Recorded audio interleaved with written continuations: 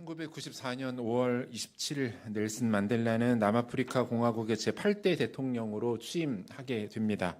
한평생을 남아프리카 공화국의 인종차별 정책인 아파르트헤이트의 철폐를 위해 싸웠습니다. 이 과정에서 무려 27년간 감옥에 수감되는 고초를 겪기도 했죠. 하지만 그는 이 민족적 역사적 사명을 끝까지 포기하지 않았습니다. 대통령이 된 후 그가 가장 처음으로 실행한 것은 진실과 화해위원회를 출범시킨 것이었어요. 흑인들에 대한 백인들의 차별을 멈추게 했습니다. 또한 백인들에 대한 흑인들의 증오와 보복을 막아섰습니다. 모든 인종, 성별 간의 차별을 폐지했고 그 과정에서 쌓여있는 증오와 혐오를 씻어내는 일에 재임 기간 동안 혼신의 힘을 기울였습니다. 비록 여전히 세상에는 인종차별의 문제들이 남아 있습니다. 특별히 남아공의 경우에는 오랜 기간 이어온 차별 정책으로 인해서 백인과 흑인 사이에 큰 빈부격차가 여전히 사회 문제로 남아있기도 합니다. 그럼에도 불구하고 더 이상 이전과 같은 모습으로는 돌아갈 수 없게 되었습니다. 넬슨 만델라와 그의 뜻을 함께한 수많은 사람들이 더 이상 과거로 돌아갈 수 없도록 그 모든 문들을 닫아버렸기 때문이죠. 역사의 흐름과 함께 새로운 시대는 시작이 되었고 그 위에 새로운 질서가 형성되어 돌아갈 수 있게 되었던 것이죠. 오늘 우리가 읽은 본문의 내용도 선교 역사 가운데 아주 중요한 내용들을 다루고 있습니다. 복음의 새로운 시대가 열리고 있어요. 지금까지 복음이 지역적으로는 예루살렘과 유다, 혈통적으로는 유대인들에게만 제한되어 있었습니다. 하지만 부활하시고 승천하신 예수님은 적극적으로 이 장벽과 모든 한계들을 깨뜨리기 원하셨습니다. 오순절에는 제자들 뿐 아니라 여러 지역에서 온 많은 이방인들 또한 성령을 경험하게 하셨습니다. 하나님의 사람들을 일으키셨고 그들을 예루살렘과 유다 바깥으로 내보내셔서 계속해서 십자가의 능력과 부활의 기쁜 소식, 즉 복음이 증거되는 것에 집중하십니다. 그리고 오늘 본문에 소개되고 있는 이 한 가지 환상, 그리고 이 환상을 통해 만나게 되는 두 사람의 운명적인 만남을 통해서 이방 선교의 시대를 본격적으로 준비해 나가고 계시는 것이죠. 그리고 이 선교 역사의 아주 중요한 분기점, 의미심장한 자리에 베드로는 서 있는 거예요. 가이사리에 살고 있는 고넬료는 천사를 통해 전해진 하나님의 명령에 순종합니다. 믿을 만한 사람들을 세워서 베드로가 있는 욥바로 보내죠. 그들이 베드로가 있는 욥바에 가까이 왔을 때에 하나님 또한 베드로에게 한 가지 환상을 보여주십니다. 본문 11절과 12절을 보니까 하늘이 열리며 한 그릇이 내려오는 것을 보니 큰 보자기 같고 내 귀를 메어 땅에 들이웠더라. 그 안에는 땅에 있는 각종 네 발 가진 짐승과 기는 것과 공중에 나는 것들이 있더라. 이렇게 되어 있어요. 이게 베드로가 본 환상이기 때문에 우리도 성경을 쭉 읽어가면서는 이 환상을 머릿속에 떠올리려고 많이 상상을 합니다. 그런데 그보다 더 중요한 것은 이 환상이 내포하고 있는 이제 의미를 발견하는 건데요. 큰 보자기 네 귀는 동서남북의 네 방향을 의미합니다. 그리고 그 네 귀가 땅에 드리워졌다라는 것은 땅의 모든 영역을 포함한다 이런 뜻이 되는 거예요. 그러니까 베드로가 지금 보는 것은 어떤 특정 영역이나 대상 일부의 지역적인 그런 내용들이 아니죠. 땅 위에 있는 모든 것들을 하나님이 그에게 보여주셨다 이렇게 해석하는 것이 맞습니다. 땅 위에 살아가고 있는 모든 생물뿐 아니라 공중에 날아다니는 새들도 하나님이 그에게 보여주십니다. 계속해서 하나님의 음성이 들려오죠. 13절 또 소리가 있으되 베드로야 일어나 잡아먹어라 하거늘. 지금 베드로 눈앞에 보이는 땅 위에 살아가는 모든 짐승들, 공중에 나는 새들, 땅에 기는 것들, 그것들을 잡아먹으라는 거예요. 베드로는 주님의 이 말씀을 듣고 이렇게 반응합니다. 14절을 우리가 한 목소리로 같이 읽도록 하겠습니다. 베드로가 이르되 주여 그럴 수 없나이다. 속되고 깨끗하지 아니한 것을 내가 결코 먹지 아니하였나이다 한데. 베드로의 이 반응을 통해서 우리가 두 가지 확인할 수 있는데, 첫 번째, 지금 베드로가 환상 중에 보고 있는 것들은 적어도 베드로의 기준에 두 가지로 구분된다라는 거죠. 거룩한 것과 속된 것으로 나누어진다라는 것을 알 수 있습니다. 우리가 잘 알고 있는 것처럼 유대인들은 아무거나 함부로 먹을 수가 없었습니다. 그들이 먹을 수 있는 동물들이 있었고 먹어서는 안 되는 동물들이 있었죠. 구체적인 내용까지는 다 확인할 필요는 없을 것 같고요. 레위기 11장이나 신명기 14장 등을 보면 이것에 대한 구체적인 내용이 율법으로 명시되어 있는 것을 확인할 수가 있습니다. 그러니까 하나님께서 이스라엘 백성들이 먹을 수 있는, 다른 말로 거룩한 동물들과 반대로 먹을 수 없는 부정한 동물들을 구별해 놓으셨다라는 것이고, 베드로 또한 이 사실을 너무 잘 알고 있었다는 거예요. 환상 중에도 아닌 것은 아닌 것이다라고 판단하고 이야기하고 있는 거죠. 두 번째, 베드로가 지금까지 이 구분을 정확하게 지키고 있었던 것으로 보여집니다. 내가 결코 먹지 않았다 이렇게 말하죠. 여러분, 이 반응은 베드로 개인만의 반응이나 의견은 아니었어요. 당시 일반적인 유대인들이 가지고 있었던 보편적인 정서였습니다. 율법에 의하여 부정한 것들은 먹지 않는다. 그런 것들을 우리는 지금까지 철저하게 지키며 살아왔다. 이제 와서 그 내용들을 어길 수는 없다. 이런 반응들이 나오고 있는 거죠. 계속해서 주님께서 이렇게 말씀하시죠. 본문 15절과 16절. 또 두 번째 소리가 있으되 하나님께서 깨끗하게 하신 것을 내가 속되다 하지 말라 하더라. 이런 일이 3번 있은 후 그 그릇이 곧 하늘로 올려져 가니라. 뭡니까? 하나님이 이제 그렇게 하지 않으시겠다는 거예요. 지금까지는 너희가 먹는 음식에 대해서도 거룩한 것과 부정한 것을 구별해 왔다. 그리고 그것들을 열심히 잘 지켜왔다. 그런데 이제는 그렇게 하지 말아라. 새로운 시대가 시작될 것이다. 내가 이제는 그렇게 하지 않겠다. 그것을 깨뜨리기 원한다. 이렇게 말씀하고 계시는 거예요. 여러분, 이것은 무엇을 의미합니까? 유대인과 이방인의 구분을 더 이상 하지 않으시겠다라고 말씀하고 있는 거죠. 율법과 그 이외의 가치관에 대하여서 하나님은 구별짓지 않으시겠다라고 선언하고 계시는 거예요. 예수 십자가와 부활의 능력을 믿는 모든 자들을 나의 자녀와 백성으로 인정하며 받아들이겠다. 이렇게 선언하고 계시는 거예요. 실제로 사도 바울은 주님의 이 계획과 사역을 이렇게 해석합니다. 에베소서 2장 12절과 13절 말씀을 우리가 한 목소리로 같이 읽겠습니다. 그때 너희는 그리스도 밖에 있었고 이스라엘 나라 밖에 사람이라 약속의 언약들에 대하여는 외인이요 세상에서 소망이 없고 하나님도 없는 자이더니 이제는 전에 멀리 있던 너희가 그리스도 예수 안에서 그리스도의 피로 가까워졌느니라. 뭐라고 말해요? 지금까지는 그리스도의 밖에 있는 자들이었고 외인들이었다. 이방인이란 뜻이에요. 혈통적으로 유대인들이 아니었다. 이 말입니다. 인간이 죄와 저주로 인하여 영원한 죽음과 멸망에 이르지 않을 수 있는 새로운 길이 열리게 되었다. 이렇게 말하고 있는 거죠. 여러분, 본래 인간은 죄인으로 태어나서 일평생 죄를 반복하다가 죽습니다. 그리고 그 죄로 인하여 영원히 저주받고 고통받는 비참한 지경으로 돌아가게 됩니다. 그게 인간이라는 존재의 운명 아닙니까? 그런데 구원의 길, 영생의 길, 진리의 길, 생명의 길이 열리게 되었다는 거예요. 그 길은 바로 예수님입니다. 죄인들을 대신하여 십자가에 죽으셨죠. 하나님은 이 예수를 죽은 지 사흘 만에 다시 부활시키셨습니다. 그리고 누구든지 그 예수를 믿고 그 예수를 영접하고 자신의 주인과 구세주로 모셔드리기만 하면 그는 자신에게 있던 모든 죄를 씻음받을 뿐 아니라 영원한 생명과 기쁨과 낙원인 하나님 나라에 들어가 영원히 주와 함께 거할 수 있게 된다라고 약속해주고 계시는 거죠. 하나님은 이 놀라운 생명과 구원의 길을 이 베드로를 통해서 본격적으로 열어가기를 원하시는 거예요. 이 과정에서 베드로는 아주 중요한 인물로, 결정적인 인물로 쓰임을 받고 있습니다. 그렇다면 베드로는 이 놀라운 하나님의 뜻과 계획을 어떻게 보게 되었고 어떻게 이해하며 받아들이고 있었는가, 이 과정에 대해서 우리가 조금 더 생각해 보도록 하겠습니다. 먼저 베드로는 기도하는 자리에서 하나님의 비밀을 보게 됩니다. 본문 9절인데요. 이튿날 그들이 길을 가다가 그 성에 가까이 갔을 그때에 베드로가 기도하려고 지붕에 올라가니 그 시각은 제 6시더라. 자, 성경의 시간에 몇을 더하면 지금의 시간이 된다라고 했었죠. 6입니다. 6을 더하면 돼요.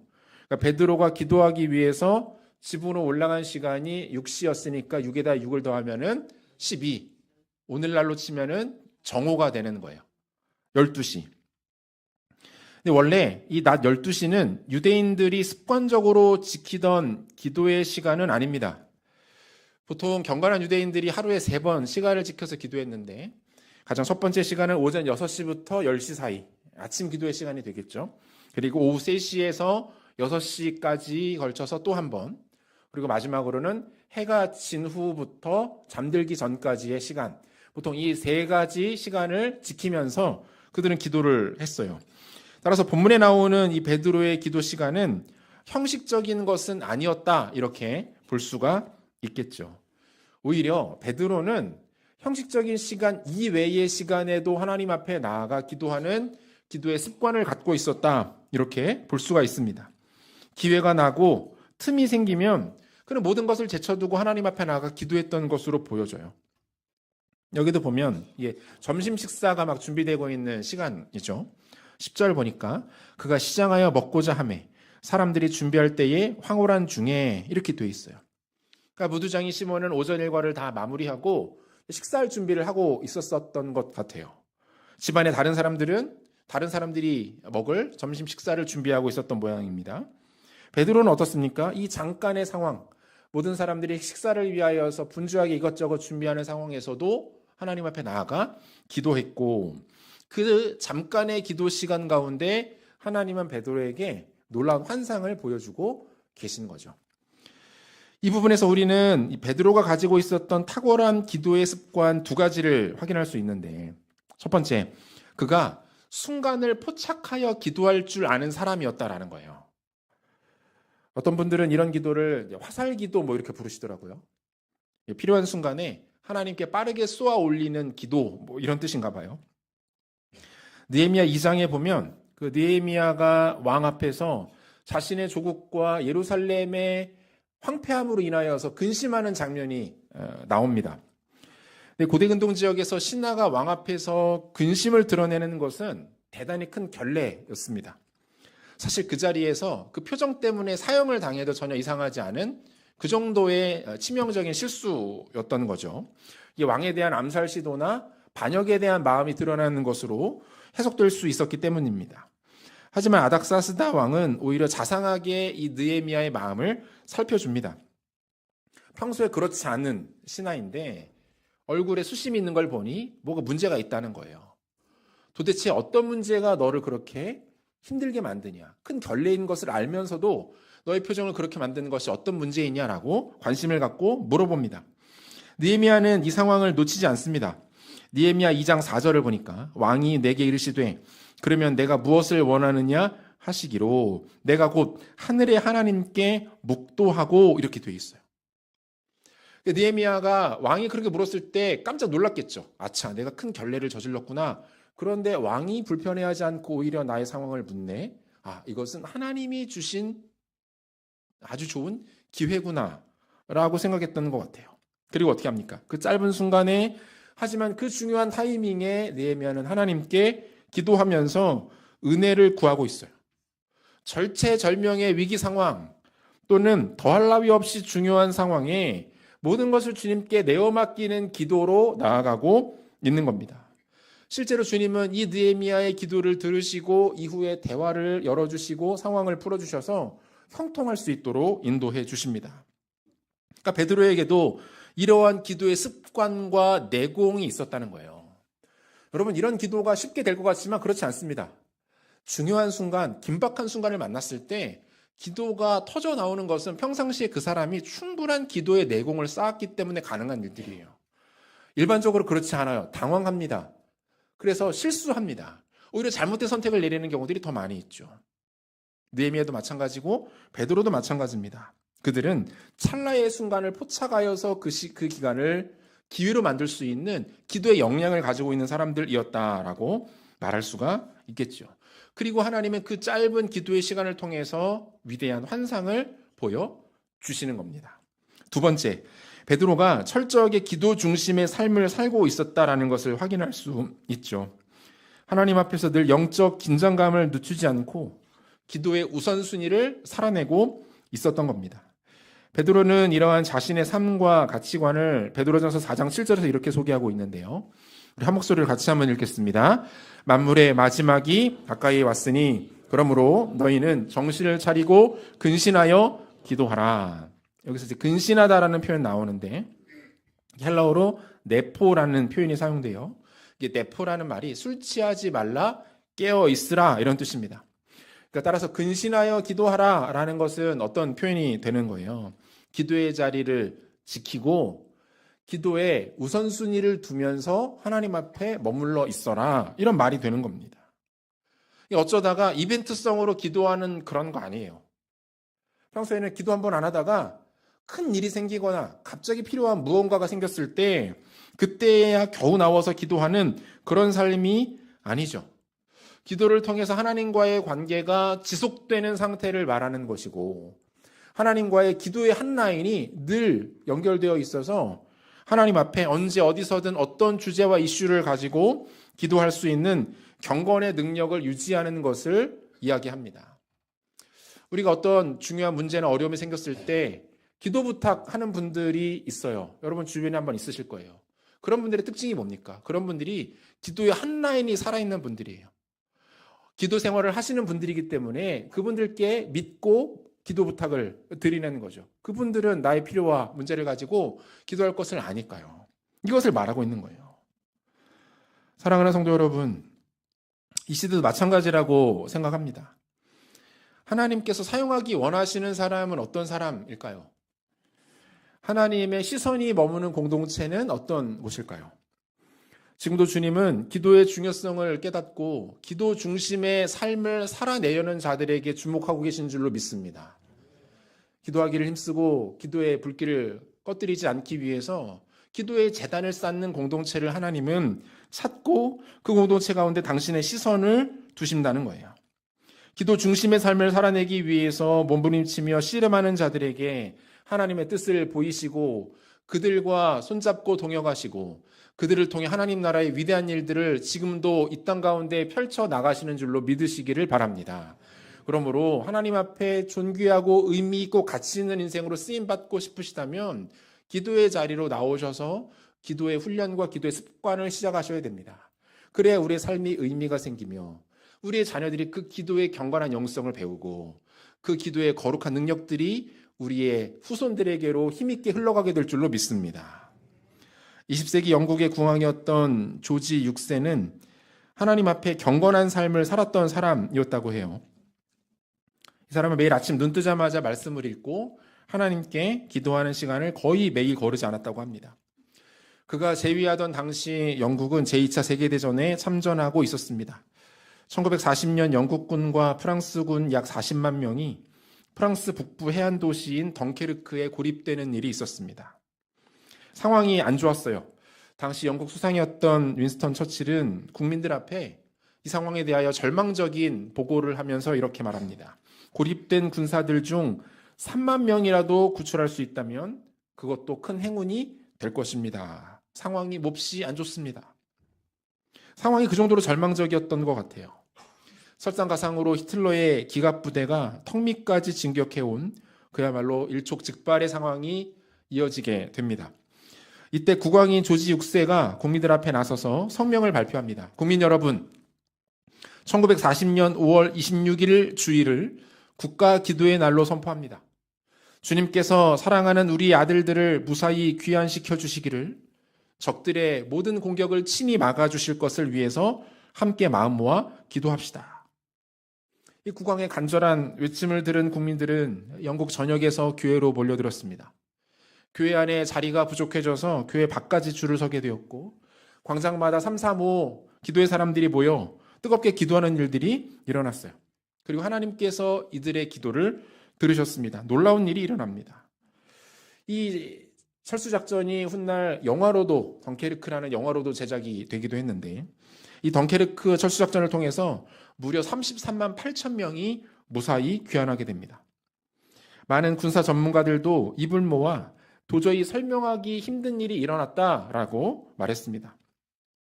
먼저는 히틀러의 기갑부대가 무슨 이유에서인지는 모르겠지만 덩케르크 진입을 목전에 두고 3일간 작전을 수행하지 않습니다. 그리고 이 3일 동안 연합군은 구출을 위한 모든 준비를 할 수 있었다고 해요. 둘은 독일 공군이 덩케르크에 폭격을 하기로 예정한 날에 그 지역에 극심한 폭풍우가 몰아쳤다는 거예요. 그로 인해 비행기가 단 한 대도 뜰 수가 없었다는 거죠. 더욱 놀라운 것은 평소 프랑스 이 지역에는 5월에 폭풍이 찾아오는 날이 거의 없다는 겁니다.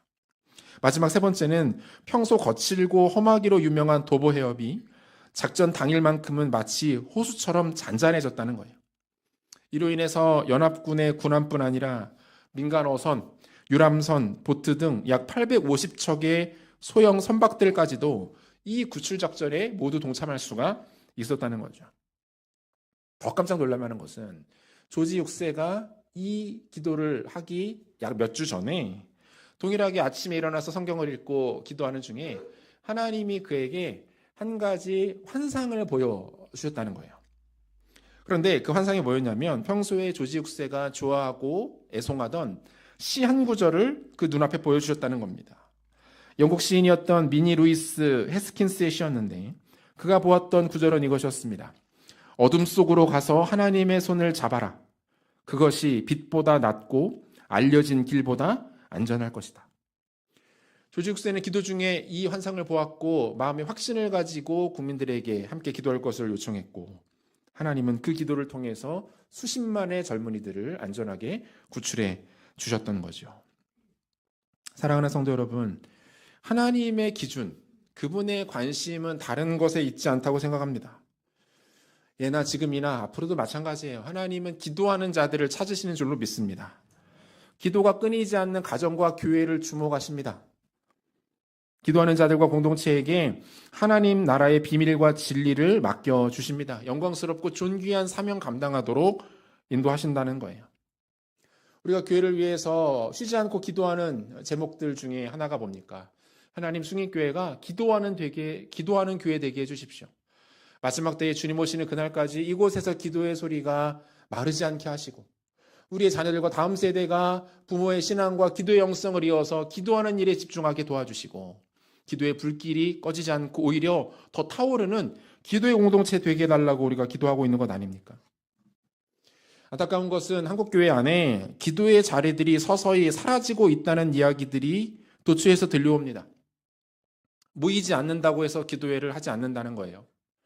기도의 시간들을 점점 줄이고 형식화하고 약화시킨다는 이야기들을 듣게 됩니다. 너무 속상한 현실이죠. 교회에게 주신 가장 복되고 존귀한 사명 중에 하나는 기도하는 일입니다. 교회는 기도하는 집이죠. 하나님의 백성들은 기도하는 사람들입니다. 바라기는 숭인교회가 주님 오시는 그날까지 신실한 기도의 사명을 감당하는 공동체 되기를 축복합니다. 신실하고 정직하게 기도의 자리들을 지켜내시고 기도의 경건한 습관과 영성들을 만들어 내셔서 우리가 기도의 능력을 경험하고 우리뿐 아니라 우리의 다음 세대와 자녀들 이 기도의 아름다운 유산을 계승해 나가는 우리 성도님들과 가정 교회 되시기를 주님의 이름으로 축복합니다. 환상을 본 베드로는 몹시 혼란스러웠습니다. 보면 17절을 보니까 베드로가 본 바 환상이 무슨 뜻인지 속으로 의아해하더니 마침 고넬료가 보낸 사람들이 시몬의 집을 찾아 문 밖에 서서 이렇게 돼 있어요. 여기에 보면 의아해하더니라는 표현 나오는데요. 헬라어로 디아포레오라는 단어입니다. 이게 단순한 궁금증이 아니라 이 의아함은 당황스러움 또는 난감함으로 인한 답답함 이런 뜻을 갖고 있어요. 그러니까 단순히 호기심이 들었다 뭔가 궁금했다는 게 아니라 뭐예요? 이 마음에 부정적 정서가 있는 거예요. 마음이 불편한 거예요. 하나님께서 무려 3번이나 강조하시면서 보이셨습니다. 베드로 정도 되면은 말귀를 알아듣는 사람 아닙니까? 그럼에도 불구하고 베드로의 마음 가운데 이 불편함이 가시지가 않는 거예요. 계속해서 19절을 보니까 베드로가 그 환상에 대하여 생각할 때에 성령께서 그에게 말씀하시되 두 사람이 너를 찾으니 이렇게 돼 있죠. 여기도 마찬가지예요. 생각할 때에 라는 표현 나오는데 이 단어도 마음에 담아둔 채 고민하다. 그런데 이 고민이 행복해서 그것들을 또 떠올리고 묵상하고 기뻐하고 이런 고민이 아니에요. 이게 걸려 있는 거예요. 순종을 해야 될 것 같긴 한데 내가 의지를 꺾고 하나님 뜻을 따라야 될 것 같긴 한데 이게 이해 납득 공감이 되지 않는 거예요. 끝까지 이 마음에 해결되지 않는 불편함이 있었다라는 것을 보여주고 있는 거예요. 그런데 여러분 여기서 중요한 건 뭐냐면 이 베드로가 이 불편한 마음과 해결되지 않는 고민을 가지고 어떻게 합니까? 하나님 앞에 계속 머물러 있는다는 거예요. 이게 핵심입니다. 마음에 들지 않는 거 가지고 자기 멋대로 해석해서 행동하지 않습니다. 자기와 의사와 뜻을 같이 해줄 누군가를 찾아서 그에게 하소연하고 푸념하지 않아요. 그 불편한 마음을 가지고 그대로 하나님 앞에 머물러 있는 거죠. 이것은 대단히 지혜롭고 탁월한 모습입니다. 여러분, 우리도 마찬가지죠. 인생 살아가면서 크고 작은 다양한 고난들을 만납니다. 예상하지 못했던 어려움을 겪습니다. 그로 인해 심적인 고통을 당하기도 하죠. 이런 일들을 만나면 가장 먼저 우리 가운데 나타나는 현상들이 뭐예요? 마음이 상하는 거예요. 어떤 사건이나 문제도 너무 힘들고 크지만 그로 인해서 우리의 감정이 상해버립니다. 너무 서운하고 속상하고 화가 나고 문제를 처리하고 상황을 정리하기 전에 그래서 어떻습니까? 감정이 무너져버리고 그 무너진 감정 때문에 주변과의 관계도 다 깨어지는 일들이 참 많이 일어나는 것들을 봅니다. 그리고 현대인들일수록 이런 상황들을 잘 대처하지 못하는 경향들이 있는 거죠. 요즘 서점가에서 유행하는 철학자, 소위 말해 잘 나가는 철학자가 프리드리히 니체라는 사람이에요. 한 몇 년 동안 그랬던 것 같아요. 서점을 가보면은 대부분 책들이 대부분 어떤 위로, 힐링, 쉼, 소통 이런 키워드들이 한동안 매우 유행을 했었습니다. 그런데 사람들이 이제 이러한 것들로는 분명한 한계가 있다라고 판단을 했던 것 같습니다. 어느 순간부터 니체가 보이더라고요. 니체를 가지고 책도 많이 쓰고 해석도 많이 하고. 근데 니체는 조금 달라요. 소위 말해서 그 뼈 때리는 이야기들을 하는 철학자입니다. 직설을 해줘요. 정신 차리라는 거예요. 언제까지 위로, 힐링, 소통 이런 거 됐고 이제 그만 정신 차리라는 이야기를 굉장히 많이 합니다. 현실을 인정해라. 고통을 마주해라. 그거 어쩔 거냐? 네 인생인데. 이런 얘기를 막 해요. 아프고 힘들다고 해서 늘 위로만 받을 수는 없다. 이런 표현이 나와요. 겨울바람이 차다고 해서 따뜻한 햇볕만 찾아다닐 수는 없는 것 아닌가. 그 책 읽는 사람들로 하여금 따끔하게 야단치고 꾸중하는 이야기들을 많이 합니다.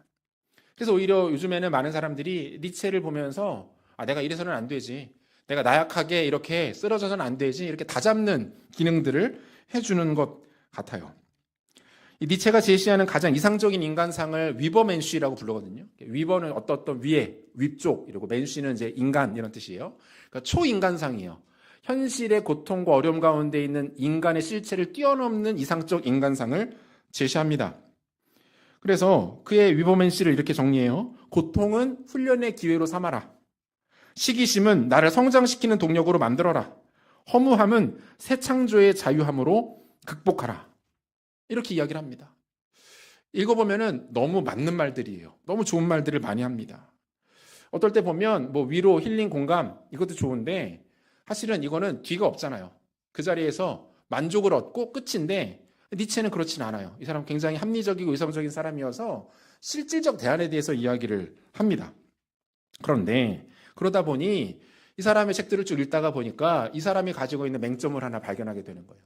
영적 세상에 대한 이해가 현저하게 떨어집니다. 인간의 마음과 특별히 감정의 영역에 역사하는 거짓의 실체를 간과하고 있어요. 여러분, 외부의 스트레스로 인해서 무너진 마음과 감정을 파고드는 실체가 있습니다. 원수 마귀가 그 사이를 집요하게 파고듭니다. 니체는 이것들을 간과하지 않더라고요. 생각하지 않더라고요. 여러분, 실제로 우리의 부정적 감정은 마귀의 놀이터와 같습니다. 인간을 넘어뜨리고 절망에 빠뜨리고 하나님께로부터 멀어지도록 만드는 마귀의 핵심 전략 중에 하나가 뭐예요? 우리의 부정적인 감정에 침투하는 거예요. 실패감, 절망감, 분노, 미움, 원망, 열등감, 시기, 질투 그런 모든 부정적 마음의 감정은 마귀가 가장 좋아하는 상태인 거죠. 그렇다고 해서 우리가 감정 자체를 완벽하게 통제할 수는 없습니다. 늘 좋은 마음으로 좋은 감정으로만 살 수 있는 사람이 어디 있겠어요. 그래서 중요한 건 뭡니까? 우리의 마음의 부정적 정서와 감정들을 방치하고 내버려 두면 안 됩니다. 이 마음을 가지고 다른 영역으로 가지고 와야 해요. 우리의 감정을, 우리의 무너진 상태와 그 비참한 모습들을 다른 영역으로 끌고 와야 되는데 거기가 어딥니까? 하나님 앞으로 옮겨와야 되는 거예요. 우리의 부정적 마음과 감정, 생각들을 하나님 앞으로 끌고 나와야 합니다. 그래야지 이 자리에서 그것이 해결이 되고 실마리가 풀리고 하나님의 은혜가 임하고 하나님의 위로가 그 가운데 부어지기 때문에 그래요. 여러분, 극심한 고난과 위기를 만나게 되면 말씀이 안 들어옵니다. 앞에서 아무리 좋은 이야기를 많이 해도 안 들어와요. 마음이 너무 힘든 거예요. 옆에서 나를 진정 아껴주고 사랑해주는 사람들이 위로해주고 기도해줘도 솔직히 그 위로가 안 됩니다. 그 마음은 알겠는데 하나도 마음의 위로가 안 되는 거예요. 너무 힘든 상황이죠. 그래서 많은 분들이 이 지점에서 치명적인 실수를 종종 합니다. 뭐예요? 하나님 필요 없다는 거예요. 내가 말씀도 들어보고 기도도 해보는데 위로가 하나도 안 된다. 하나님 필요 없구나. 나에 대해서 관심이 없구나. 교회도 다 무의미하구나. 저들이 하는 위로와 저들이 건네는 따뜻한 말들이 나에게 아무런 능력도 나타내지 않는구나. 의미 없다. 그렇게 신앙을 떠나는 분들도 종종 봅니다. 이 마음이 너무 안타까운 거죠. 근데 여러분 그렇지 않아요. 그래도 쓰러지더라도 주님 앞에 쓰러져야 합니다. 무너져도 하나님 앞에서 우리의 마음이 무너져야 합니다. 실패를 하더라도 예수님 앞에서 그 실패가 드러나야 합니다. 그래야지 회복이 있거든요. 베드로는 도저히 이해 납득, 공감되지 않는 자신의 불편한 마음과 감정, 정서들을 가지고 하나님 앞에 머물렀습니다. 떠나지 않았어요. 하나님, 제 마음이 너무 불편한데요. 내가 풀리지 않아서 너무 답답한데요. 그래도 내가 주님 앞에 머물러 있겠습니다. 그때 성령께서 그를 찾아가셨고 그에게 그 환상의 뜻을 보이시고 그를 통하여서 놀라운 선교의 역사들을 이끌어 나가시는 것들을 우리는 보게 되는 거죠. 욥은 도저히 이해할 수 없었고 받아들일 수 없는 고난의 문제들을 가지고 결국 하나님 앞에 나와서 하나님과 다툽니다. 하나님 앞에서 친구들하고 싸우잖아요. 논쟁하면서 아니라고 바락바락 소리 지르고 우기면서 하나님 앞에서 싸웁니다. 야곱은 어떻습니까? 지치고 힘든 인생이었죠. 여전히 두려움과 불안, 염려가 그의 온 인격을 휘감고 있었습니다. 그때 자신에게 찾아온 하나님을 그는 놓지 않습니다. 그분을 붙들고 밤이 새도록 그분께 매달리면서 은혜를 구합니다. 엘리야 선지자 어땠나요? 갈멜산 전투에서 위대한 승리를 거두었습니다. 하지만 그럼에도 불구하고 아무것도 바뀌는 것이 없었어요. 그 현실 앞에 그는 절망합니다. 영적인 번아웃이 찾아옵니다. 그런데 그 번아웃의 상황을 다른 데 가서 해소하지 않아요. 하나님 앞에 머물러서 하나님, 제가 죽겠습니다. 차라리 저를 죽여주시든 살려주시든 어떻게 좀 해주세요. 하나님 앞에 자신의 모든 상황들을 쏟아놓습니다. 여러분 어때요? 이 세 사람의 공통점, 결국 하나님이 그들을 일으켜 주시잖아요. 그들을 회복시켜 주시잖아요. 그들이 상상하고 기대했던 것보다 더 복된 자리로, 형통한 자리로 그들을 인도해 주시는 것, 하나님 일하시는 방식 아닙니까? 주 안에 사랑하는 성도 여러분, 우리도 마찬가지예요. 인생 살아가다 보면 하나님께서 행하시는 것들 중에 도무지 이해가 안 되는 것들이 너무 많습니다. 왜 이렇게까지 하셔야 되나? 겨우 내가 하나님 앞에 이 정도밖에 되지 않는 건가? 받아들이기 어려운 일들이 너무 많아요. 과연 나를 사랑하시기는 하는 걸까라는 의구심이 들 때도 있습니다. 그런데 여러분 한번 생각을 해보시죠. 크고 광대하신 주님을 우리가 어떻게 다 헤아릴 수가 있겠습니까? 우리의 전후 좌우를, 모든 것을 가장 지혜롭게 살피시는 그 주님의 시야와 관점을 우리가 어떻게 다 따라갈 수 있겠어요?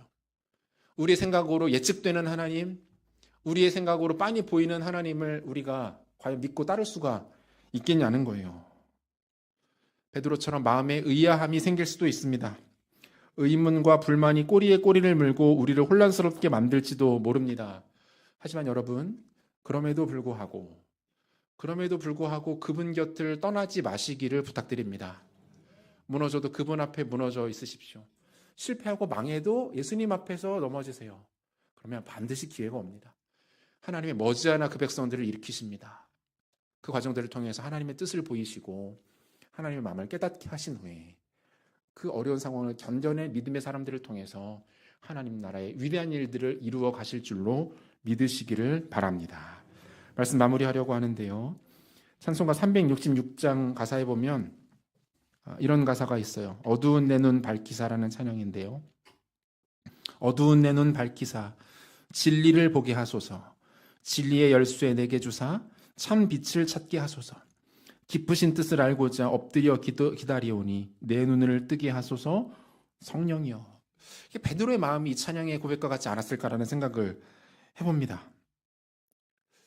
너무 당황스러운 거예요. 그리고 그것에 이해 납득 공감하기가 어려워요. 그럼에도 불구하고 베드로의 선택은 뭡니까? 엎드려 하나님 앞에 기다리며 기도하는 것이죠. 성령께서 자신의 눈을 뜨게 하실 때까지 그 앞에 머물러 있는 것을 베드로는 포기하지 않았습니다. 전에 사랑하는 성도 여러분, 하나님 앞에 기도의 경건한 습관과 훈련들을 다시 시작하시고 이어가시게 되시기를 축복합니다. 그것이 우리 가운데 하나님 앞에 쓰임받는 복된 길이요 의미와 가치를 회복하는 인생의 비결임을 깨달으시고, 때로는 이해 납득 공감할 수 없는 하나님의 뜻과 계획 앞에서도 무슨 일이 있어도 절대로 그분의 곁을 떠나지 마시고 하나님 앞에 멈춰서시고 머무시고 성령의 이끌리심을 경험하는 지혜로운 성도님들 되시기를, 그래야 하나님 앞에 영광스럽게 가치 있게 쓰임받는 복된 인생의 주인공들 되시기를 우리 구주 예수 그리스도 이름으로 축원합니다. 같이 기도하겠습니다.